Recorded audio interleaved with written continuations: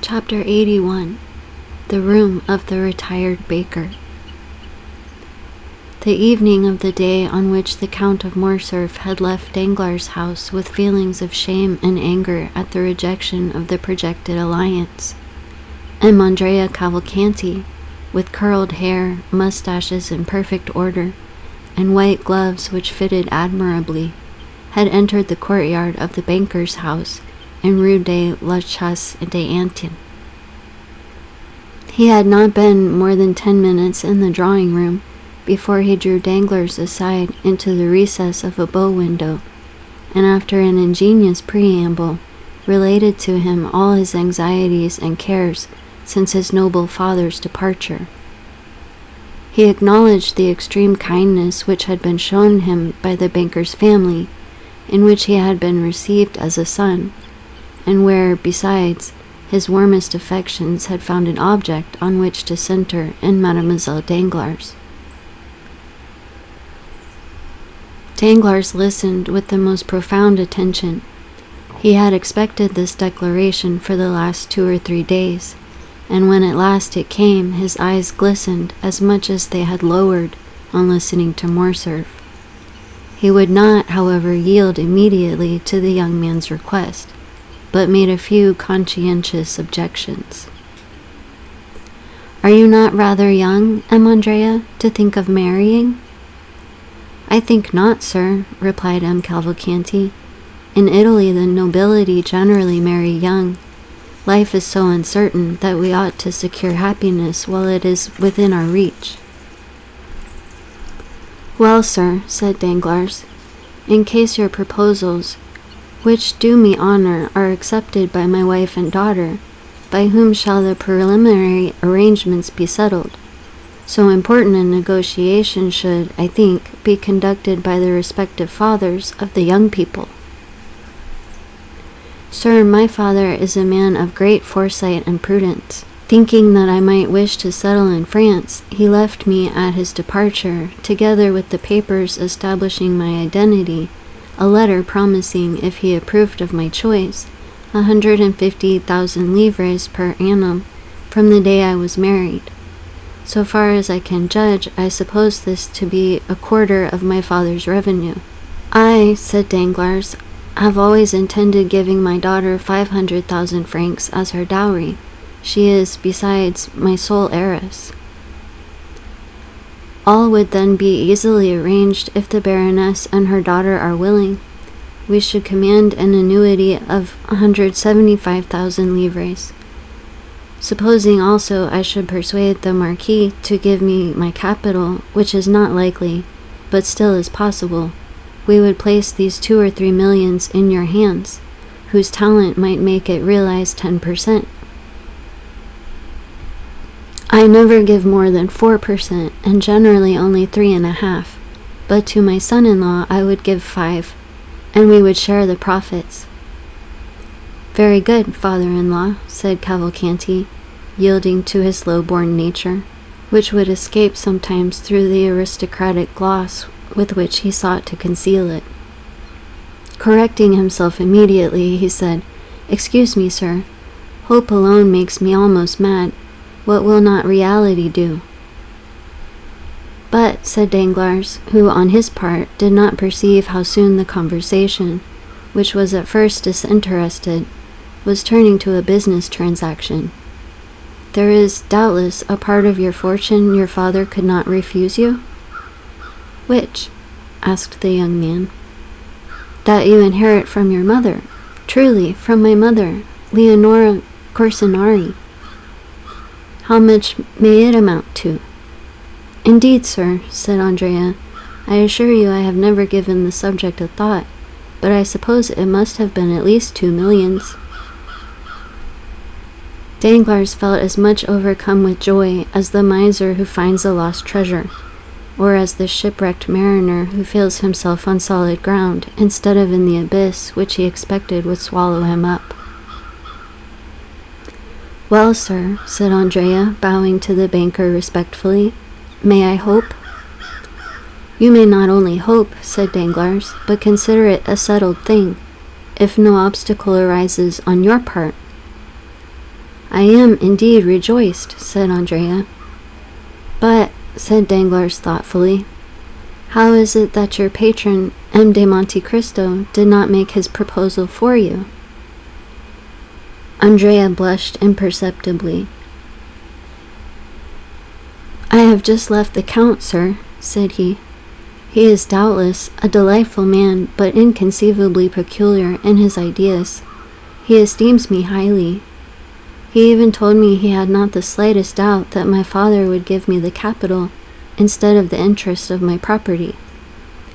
He has promised to use his influence to obtain it for me, but he also declared that he never had taken on himself the responsibility of making proposals for another, and he never would.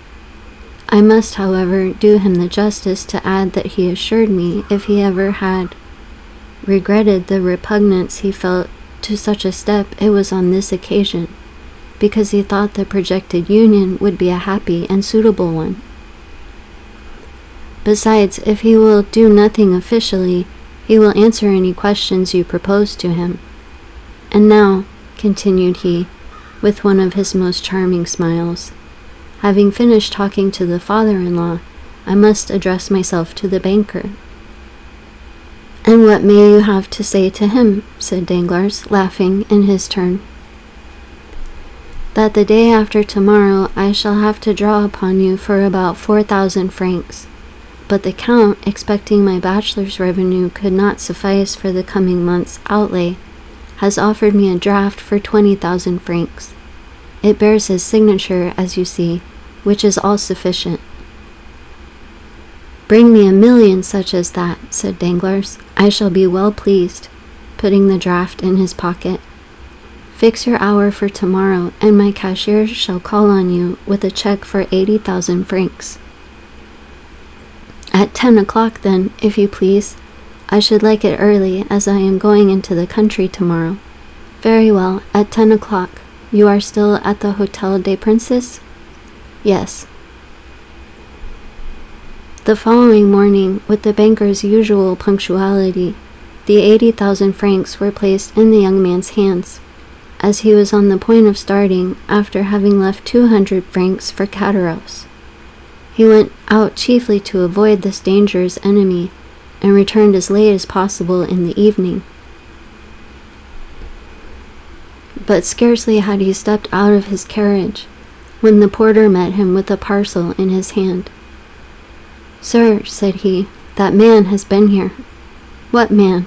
Said Andrea carelessly, apparently forgetting him whom he but too well recollected. Him to whom your excellency pays that little annuity. Oh, said Andrea, my father's old servant. Well, you gave him the 200 francs I had left for him? Yes, your excellency. Andrea had expressed a wish to be thus addressed. But, continued the porter, he would not take them. Andrea turned pale, but as it was dark, his pallor was not perceptible. What? He would not take them? Said he with slight emotion. No, he wished to speak to your excellency. I told him you were gone out, and after some dispute he believed me and gave me this letter, which he had brought with him already sealed. Give it me, said Andrea, and he read by the light of his carriage lamp. You know where I live. I expect you tomorrow morning at 9 o'clock. Andrea examined it carefully to ascertain if the letter had been opened, or if any indiscreet eyes had seen its contents. But it was so carefully folded that no one could have read it, and the seal was perfect. Very well, said he. Poor man, he is a worthy creature. He left the porter to ponder on these words, not knowing which most to admire, the master or the servant. Take out the horses quickly and come up to me, said Andrea to his groom. In 2 seconds, the young man had reached his room and burnt Caderousse's letter. The servant entered just as he had finished. You are about my height, Pierre, said he. I have that honor, your excellency. You had a new livery yesterday? Yes, sir. I have an engagement with a pretty little girl for this evening, and do not wish to be known. Lend me your library till tomorrow. I may sleep, perhaps, at an inn." Pierre obeyed.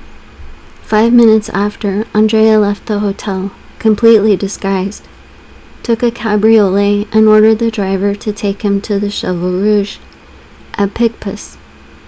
The next morning he left that inn, as he had left the Hotel des Princes, without being noticed, walked down the Faubourg Saint-Antoine, along the boulevard to Rue Ménilmonte, and stopping at the door of the third house on the left, looked for someone of whom to make inquiry in the porter's absence. "For whom are you looking, my fine fellow?" asked the fruiterist on the opposite side. "Monsieur Pelletan, if you please, my good woman," replied Andrea. "A retired baker?" asked the fruiteress. "Exactly. He lives at the end of the yard, on the left, on the 3rd story." Andrea went as she directed him, and on the 3rd floor he found a hare's paw, which by the hasty ringing of the bell, it was evident he pulled with considerable ill temper. A moment after, Catarras's face appeared at the grating in the door. "Ah, you are punctual," said he, as he drew back the door.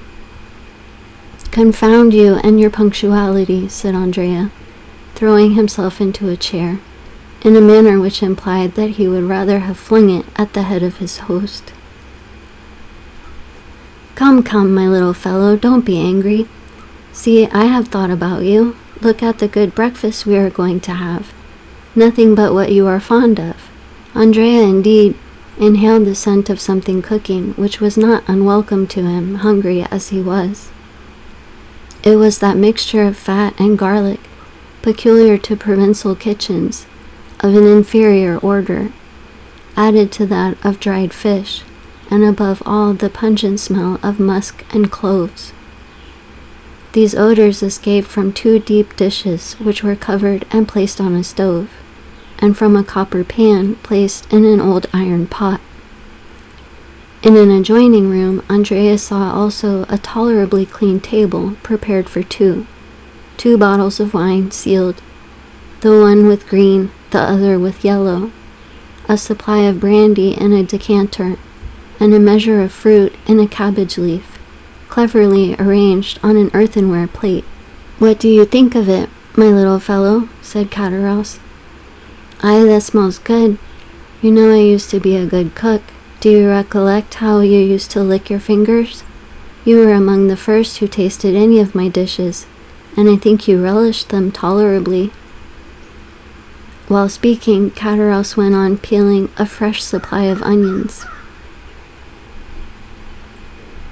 "But," said Andrea, ill-temperedly, "by my faith, if it was only to breakfast with you that you disturbed me, I wish the devil had taken you."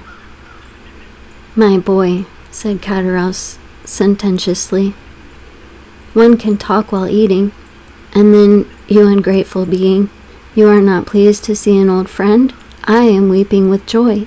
He was truly crying, but it would have been difficult to say whether joy or the onions produced the greatest effect on the lachrymal glands of the old innkeeper of the Pont du Gard. "Hold your tongue, hypocrite," said Andrea. "You love me." "Yes, I do, or the devil may take me."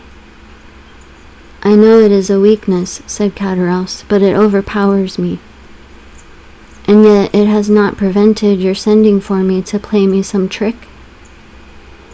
"Come," said Catarras, wiping his large knife on his apron. "If I did not like you, do you think I should endure the wretched life you lead me? Think for a moment. You have your servant's clothes on. You therefore keep a servant.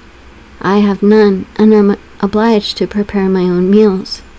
You abuse my cookery because you dine at the table d'hôte of the Hotel des Princes or the Café de Paris. Well, I too could keep a servant. I too could have a Tilbury. I too could dine where I like. But why do I not? Because I would not annoy my little Benedetto. Come, just acknowledge that I could, eh?" This address was accompanied by a look which was by no means difficult to understand. "Well," said Andrea, "admitting your love, why do you want me to breakfast with you?" "That I may have the pleasure of seeing you, my little fellow." "What is the use of seeing me after we have made all our arrangements?" "Eh, dear friend," said Cattarausse, "are wills ever made without codicils? But you first came to breakfast, did you not? Well, sit down, and let us begin with these pilchards, and this fresh butter, which I have put on some vine leaves to please you, wicked one. Ah, yes, you look at my room, my 4 straw chairs, my images, 3 francs each. But what do you expect? This is not the Hotel des Princes. Come, you are growing discontented. You are no longer happy. You who only wish to live like a retired baker." Cattarausse sighed. "Well, what have you to say? You have seen your dream realized?" "I can still say it is a dream. A retired baker. My poor Benedetto is rich. He has an annuity." "Well, you have an annuity." "I have?" "Yes, since I bring you your 200 francs. Cattarausse shrugged his shoulders. "It is humiliating," said he, "thus to receive money given grudgingly, an uncertain supply which may soon fail. You see, I am obliged to economize, in case your prosperity should cease. Well, my friend, fortune is inconstant, as the chaplain of the regiment said.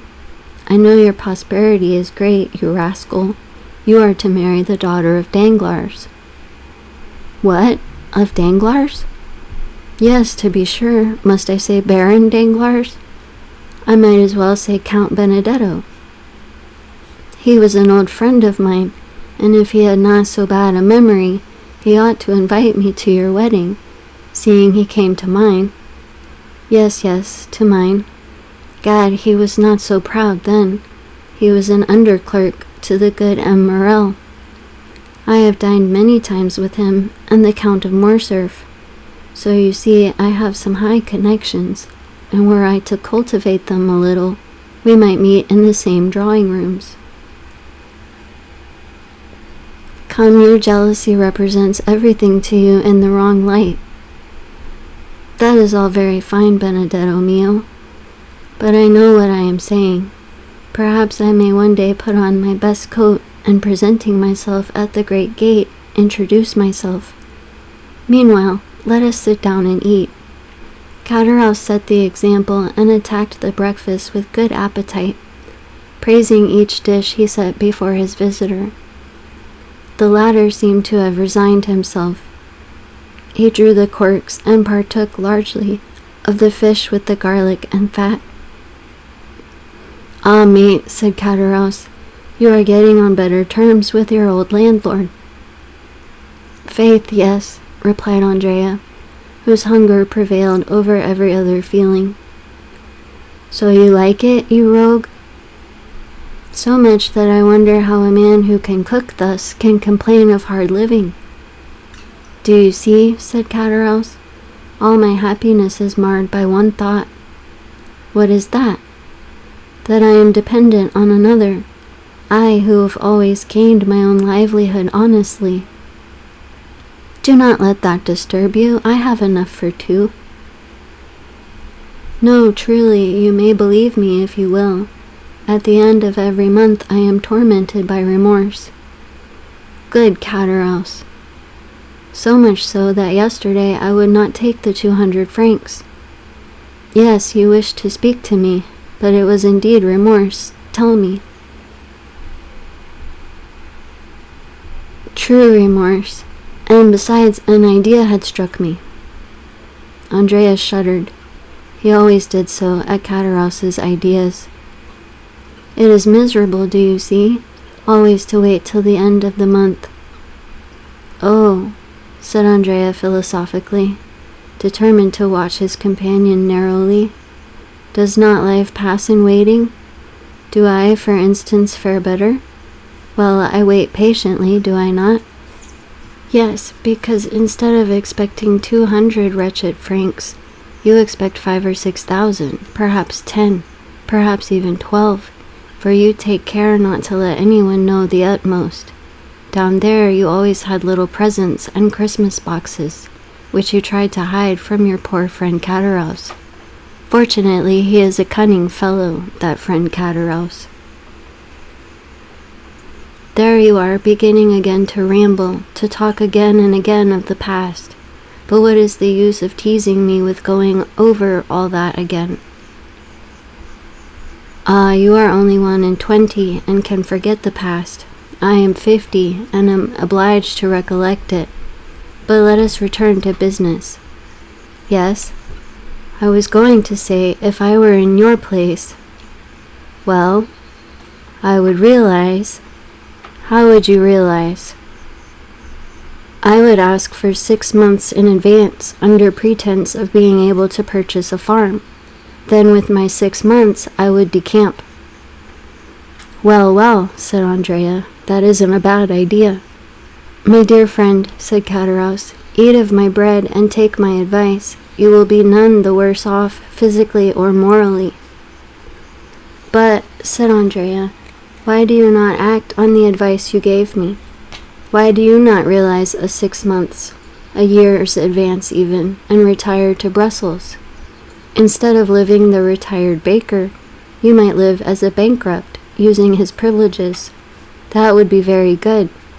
But how the devil would you have me retire on 1,200 francs? Ah, Cataraus, said Andrea, how covetous you are. 2 months ago you were dying with hunger. The appetite grows by what it feeds on, said Cataraus, grinning and showing his teeth, like a monkey laughing or a tiger growling.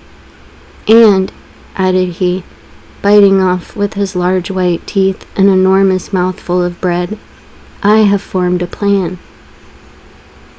Cataraus's plans alarmed Andrea still more than his ideas.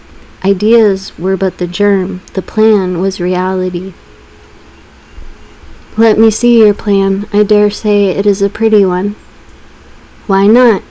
Who formed the plan by which we left the establishment of Monte?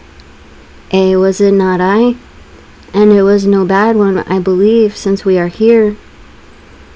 I do not say, replied Andrea, that you never make a good one, but let us see your plan. Well, pursued Cataraus, can you, without expending 1 sou, put me in the way of getting 15,000 francs?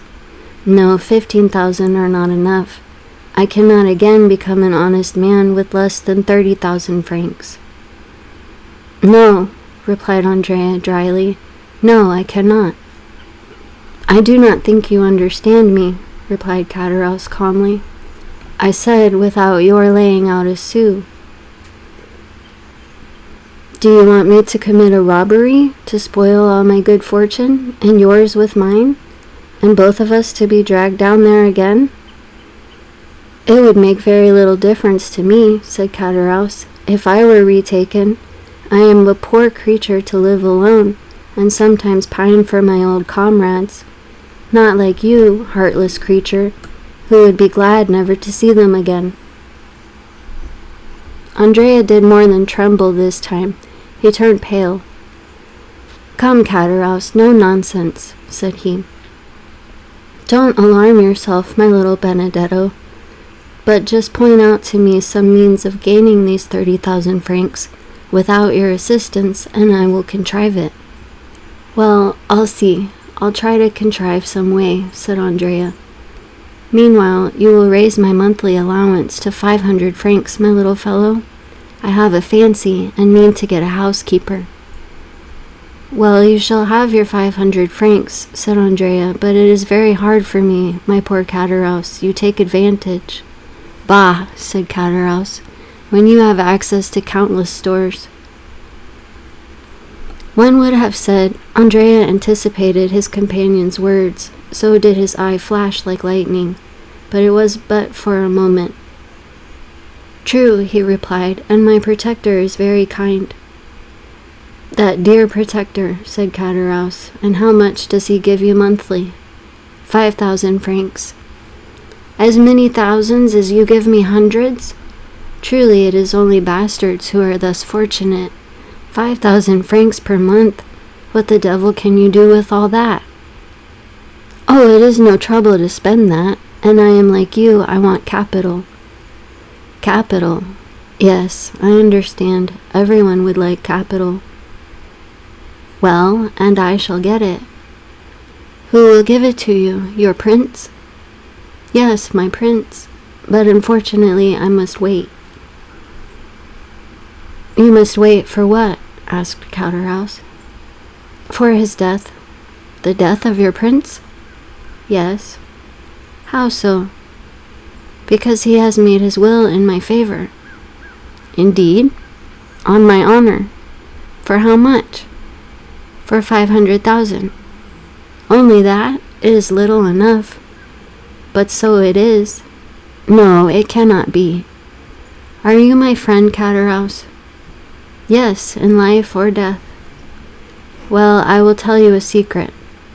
What is it? But remember, ah, pardieu, mute as a carp. Well, I think...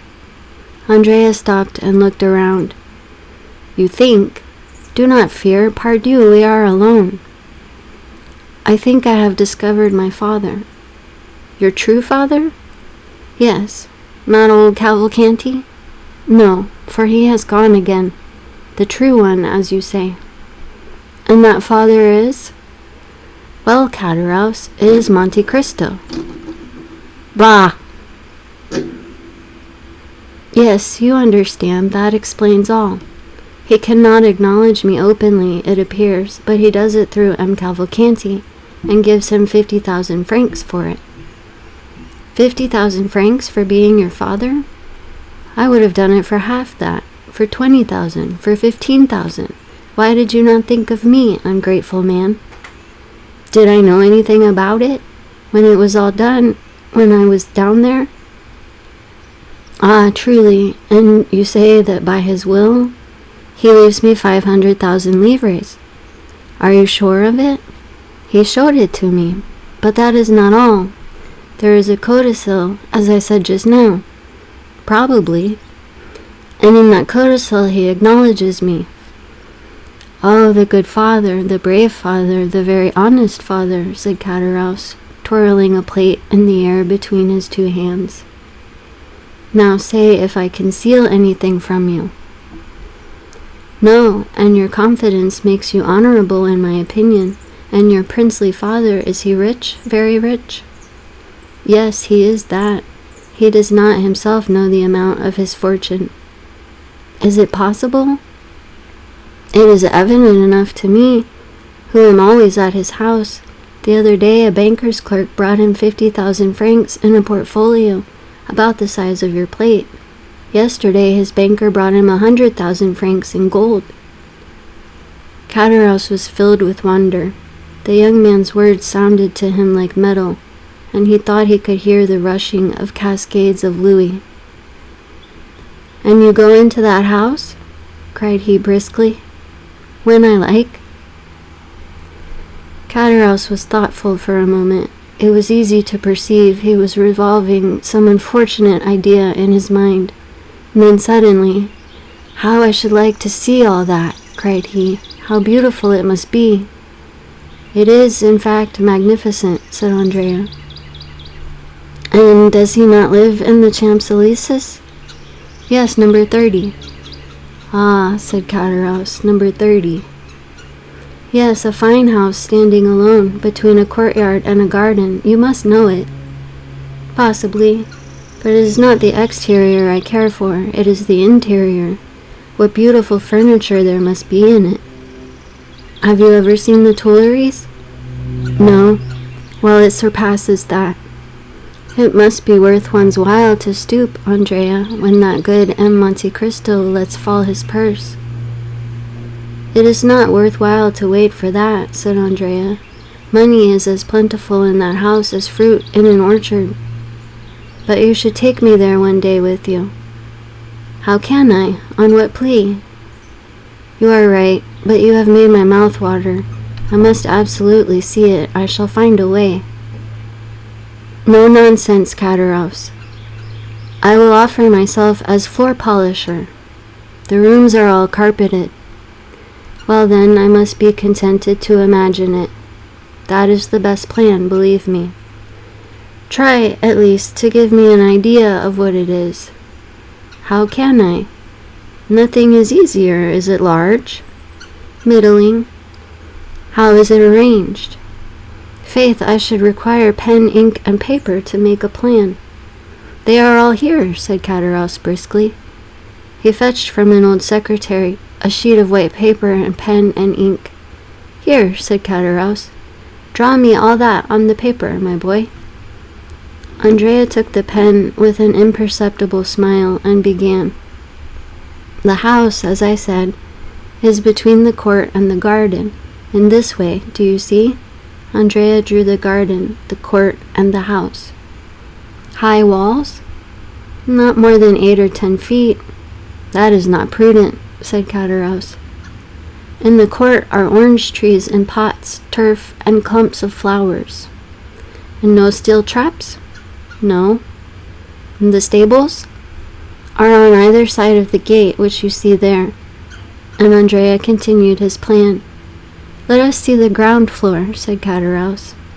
On the ground floor, dining room, 2 drawing rooms, billiard room, staircase in the hall, and a little back staircase. Windows? Magnificent windows, so beautiful, so large, that I believe a man of your size should pass through each frame. Why the devil have they any stairs with such windows? Luxury has everything. But shutters? Yes, but they are never used. That Count of Monte Cristo is an original, who loves to look at the sky even at night. And where do the servants sleep? Oh, they have a house to themselves. Picture to yourself a pretty coach house at the right-hand side, where the ladders are kept. Well, over that coach house are the servants' rooms, with bells corresponding with the different apartments. Ah, diable, bells, did you say? What do you mean? Oh, nothing. I only say they cost a load of money to hang, and what is the use of them, I should like to know. There used to be a dog let loose in the yard at night, but it has been taken to the house at Auteuil that you went to, you know. Yes. I was saying to him only yesterday, you are imprudent, Monsieur Count, for when you go to Auteuil and take your servants, the house is left unprotected. Well, said he, what next? Well, next, some day you will be robbed. What did he answer? He quietly said, what do I care if I am? Andrea, he has some secretary with a spring. How do you know? Yes, which catches the thief in a trap and plays a tune. I was told there was such at the last exhibition. He has simply a mahogany secretary in which the key is always kept. And he is not robbed? No, his servants are all devoted to him. There ought to be some money in that secretary. There may be, no one knows what there is. And where is it? On the first floor. Sketch me the plan of that floor, as you have done of the ground floor, my boy. That is very simple. Andrea took the pen. On the first story, do you see, there is the anteroom and the drawing room. To the right of the drawing room, a library and a study. To the left, a bedroom and a dressing room. The famous secretary is in the dressing room. Is there a window in the dressing room? 2. One here and one there. Andrea sketched 2 windows in the room, which formed an angle on the plan, and appeared as a small square added to the rectangle of the bedroom. Catterhouse became thoughtful. Does he often go to Auteuil? Added he. 2 or 3 times a week. Tomorrow, for instance, he is going to spend the day and night there. Are you sure of it? He has invited me to dine there. There's a life for you, said Catterhouse, a town house and a country house. That is what it is to be rich. And shall you dine there? Probably. When you dine there, do you sleep there? If I like, I am at home there. Cataraus looked at the young man as if to get at the truth from the bottom of his heart. But Andrea drew a cigar case from his pocket, took a Havana, quietly lit it, and began smoking. When do you want your 1,200 francs? Said he to Cataraus. Now, if you have them. Andrea took 5 and 20 louis from his pocket. Yellow boys? Said Cataraus. No, I thank you. Oh, you despise them. On the contrary, I esteem them, but will not have them.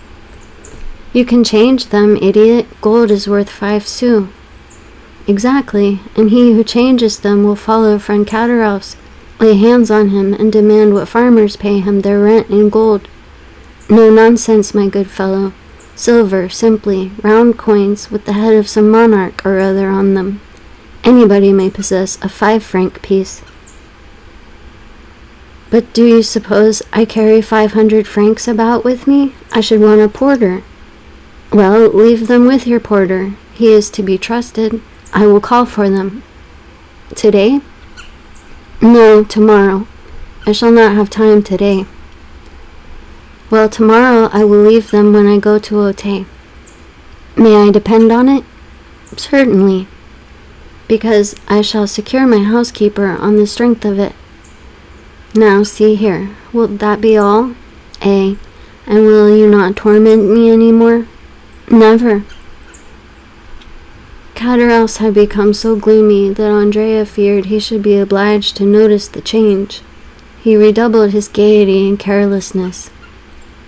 How sprightly you are, said Cataraus. One would say you were already in possession of your property. No, unfortunately, but when I do obtain it, well, I shall remember old friends, I can tell you that. Yes, since you have such a good memory. What do you want? It looks as if you were trying to fleece me. I? What an idea! I, who am going to give you another piece of good advice? What is it? To leave behind you the diamond you have on your finger. We shall both get into trouble. You will ruin both yourself and me by your folly. How so? Said Andrea. How? You put on a livery. You disguise yourself as a servant, and yet keep a diamond on your finger worth 4,000 or 5,000 francs? You guess well. I know something of diamonds. I have had some. You do well to boast of it, said Andrea, who, without becoming angry as Cataraus feared at this new extortion, quietly resigned the ring. Cataraus looked so closely at it that Andrea well knew he was examining to see if all the edges were perfect. It is a false diamond, said Cataraus. You are joking now, replied Andrea. Do not be angry, we can try it. Cataraus went to the window, touched the glass with it, and found it would cut. Confiteor, said Cataraus, putting the diamond on his little finger. I was mistaken, but those thieves of jewelers imitate so well that it is no longer worth while to rob a jeweler's shop. It is another branch of industry paralyzed. Have you finished? Said Andrea. Do you want anything more? Will you have my waistcoat or my hat? Make free, now you have begun. No, you are, after all, a good companion. I will not detain you, and will try to cure myself of my ambition. But take care the same thing does not happen to you in selling the diamond you feared with the gold. I shall not sell it, do not fear. Not at least till the day after tomorrow, thought the young man. Happy rogue, said Cataraus. You are going to find your servants, your horses, your carriage, and your betrothed. Yes, said Andrea. Well, I hope you will make a handsome wedding present the day you marry Mademoiselle Danglars. I have already told you it is a fancy you have taken in your head. What fortune has she? But I tell you, 1,000,000? Andrea shrugged his shoulders. Let it be 1,000,000, said Cataraus. You can never have so much as I wish you. Thank you, said the young man. Oh, I wish it you with all my heart. added Cattaraugus with his hoarse laugh. Stop, let me show you the way. It is not worthwhile. Yes, it is. Why? Because there is a little secret, a precaution I thought it desirable to take. One adherent and Fitchett's locks, revised and improved by Gaspard Cattaraugus. I will manufacture you a similar one when you are a capitalist. Thank you, said Andrea. I will let you know a week beforehand. They parted. Cattaraugus remained on the landing until he had not only seen Andrea go down 3 stories, but also cross the court. Then he returned hastily, shut his door carefully, and began to study, like a clever architect, the plan Andrea had left him. Dear Benedetto, said he, I think he will not be sorry to inherit his fortune, and he who hastens the day when he can touch his 500,000 will not be his worst friend.